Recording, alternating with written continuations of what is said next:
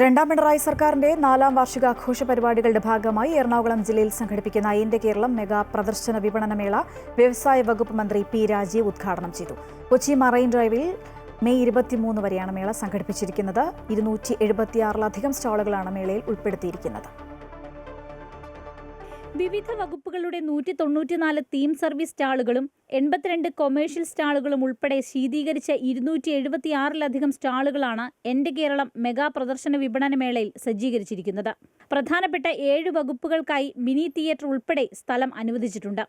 ഓരോ വാർഷികത്തിലും വീണ്ടും ജനങ്ങളിലേക്ക് പോവുക, ജനങ്ങളെ കേൾക്കുക, ചെയ്ത കാര്യങ്ങൾ ജനങ്ങളോട് പറയുക, അഭിപ്രായങ്ങൾ കേൾക്കുക, വിമർശനങ്ങൾ എന്താണെന്ന് ഉൾക്കൊള്ളുക. അതിന്റെ അടിസ്ഥാനത്തിൽ വീണ്ടും മുന്നോട്ട് പോകാനാണ് ഈ സർക്കാർ ശ്രമിക്കുന്നത്. അതും ഏറെ പരിമിതികൾക്കകത്ത് നിന്നുകൊണ്ട്.